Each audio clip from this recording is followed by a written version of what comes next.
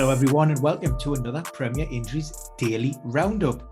Now we're coming to the end of the final international break of 2021 and we're already shifting our focus ahead of game week 12, which kicks off in the early kickoff at the King Power when Leicester entertain Chelsea. Now before we get there, of course, will we be covering all of the pre-match press conferences during the build-up on Thursday and Friday. But for now, we want to cover some of those international injuries that have happened over the last sort of 24 to 48 hours. Now there's quite a few, so I'm going to crack on, and I've even brought a piece of paper with me in case I miss any. Now we could dedicate the show to Liverpool. They've got so many problems. So yeah, why not kick off with them first? Sadio Mane. It was hoped, it was said by Senegal coach Adou Cisse that Mane had picked up a rib problem. That was a precautionary measure when he was withdrawn from their World Cup qualifier. Thankfully, that looks to be the case. He's been pictured back on the training pitches with the group ahead of the game, so he looks to be showing no adverse effects to that. So great news. Jordan Henderson, adductor or groin issue. James Milner and hamstring. They have been working outside, but they're away from the main group. And of course, Harvey Elliott ankle. That's more of a long-term issue, but he's making good, steady progress. There are question marks with regards to the fitness of Andy Robertson. He picked up an apparent hamstring injury during that win over Denmark. Now, we're waiting for the results of imaging, but if he comes back with any kind of damage to that, regardless of its severity, we put a big question mark over his appearance this weekend. We know that hamstring injuries, re-injury, high recurrence rate. What Jurgen Klopp will not want to do heading into this busy festive period is risking him unnecessarily, especially with Tsimikas, who started the season so well in the absence of Robertson there to fill his boots. Roberto Firmino, on our previous video, we said it could be around about 4 to 6 weeks with regards to his setback. That looks to be the case. No official update from the club, but we're working in and around mid-December for a potential return for the Brazilian. That should lock in Diogo Jota for the time being. And Curtis Jones. Now, there were cause for optimism when the young Liverpool midfielder posted a few Instagram updates showing him working in the gym, but we've had an update from the club's doctor, and he will not be available for several weeks. There's no complications with that. It's just allowing nature, to heal, and it will take due course. So there is no definitive timeline on that. But Curtis Jones is certainly out for the foreseeable future. Probably we're looking at in and around December to get him back. With staying with Liverpool, Mo Salah, he was had agreement, or Egypt had an agreement in place with Liverpool that he wouldn't start in the dead rubber game against Gabon. He was on the bench and he got a 30-minute run out in the end there. So that should hopefully mean that he's fresh and ready for this weekend. Sticking with that game, Pierre-Emerick Aubameyang was not or did not feature for Gabon. He initially did travel with the squad. Now, we've had conflicting reports here. One suggests again that Gabon had an agreement with Arsenal that he would return to the club and not be risked in the game.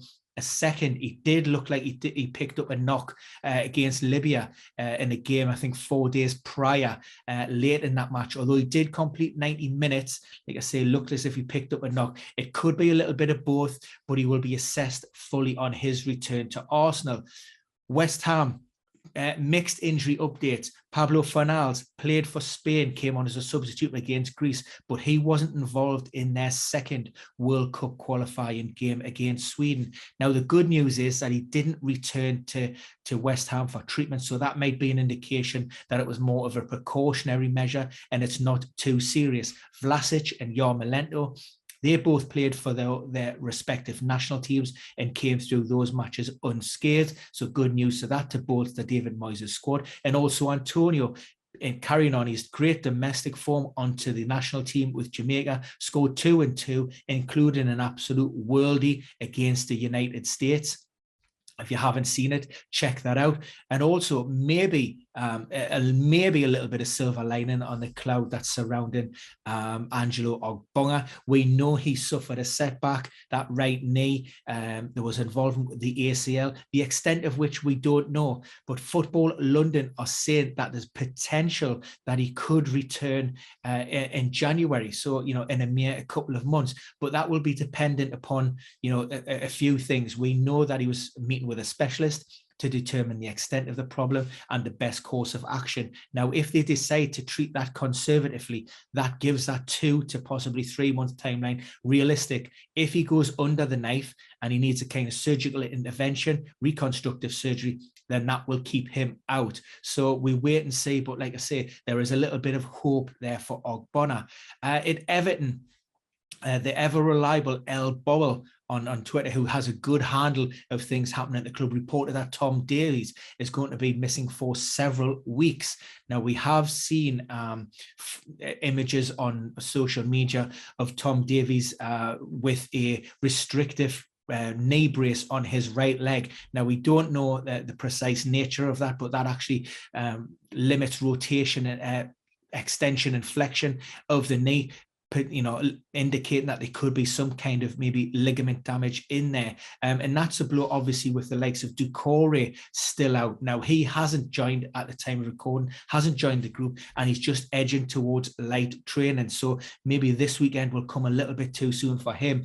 Andre Gomez, however, calf problem. He was held back before the break, but it's good news, and he should be in and around the squad. Yerry Mina also back with the group, wasn't involved in the recent internationals because of a hamstring problem. He is training down at Finch Farm, but DCL, so Dominic Calvert-Lewin, we don't have any kind of definitive timeline on his recovery from a thigh strain. We know he suffered a setback initially. Benitez was hoping it was maybe 4, 5, possibly 6 weeks. But that timeline could be extended a little bit. Like I say, we have no definitive timeline. The last thing they want to do is rush him to suffer another setback that could keep him out over the festive break. Chelsea, Romelu Lukaku back out on the training pitches. Now, it was always the intention from Thomas Tuchel to get him back for game week 12. And indeed, Roberto Martinez was maybe contemplating bringing him into the Belgium squad. So all of this ties in to the fact that he should be available for that early kickoff. I suspect it may be from the bench initially, with Champions League games midweek and then another big game the following Saturday. For Manchester United, Scott McTominay missed out for both games with Scotland due to a throat infection. He says he's fine. He's been progressing. No issues there. Arsenal, Thomas Partey missed out in game week 11 due to a tight groin. Did not join up with the Ghana squad.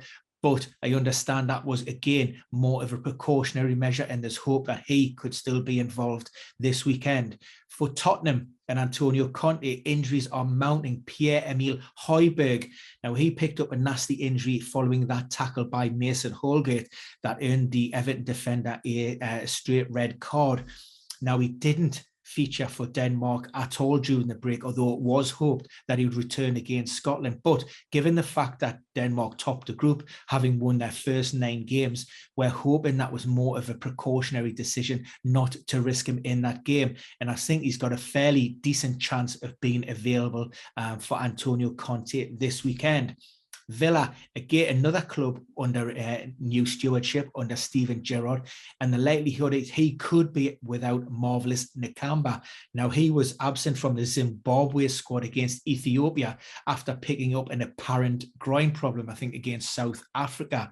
Again, we don't know the extent of that, but needless to say, it was enough to keep him out of that qualifier, although again Zimbabwe had no chance of progressing through that next stages, and hopefully, fingers crossed, that could just be a precautionary measure.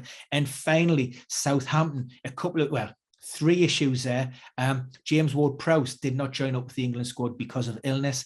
Again, we're hoping he had stomach problems earlier on in the season. We're hoping that it's nothing too serious and he should be okay. Whereas Livramento was also withdrawn from the under-21s. Not a lot has been said with regards to this. I'm hoping that it's just a bit of a fatigue, muscle fatigue. Of course, he's a young lad, just turned 19, and he's made that step up, that transition from, the development side of Chelsea and being thrust back, straight into the Premier League with Southampton. I think in terms of outfield players, if I've got that right, he's played the most minutes of any outfield player at Southampton. That gives you an indication of his influence and impact in his performances this season. And also Orlando Broja. He returned in game week 11 after recovering from an ankle problem against Aston Villa. And there had been, some suggestion that he suffered maybe a setback. He didn't play for Albania against England. However, I'm assured that he will be fit and ready for game week 12, barring any last minute setbacks. So that's it for now, guys. Keep following. There will be more updates, as the news breaks. If you like these videos, please comment. We're happy to be guided by some of your suggestions. And if you're not subscribed, please do so. Press the button, nice and easy. And as soon as a video drops, you will be notified. But for now, that's all, and see you all going soon.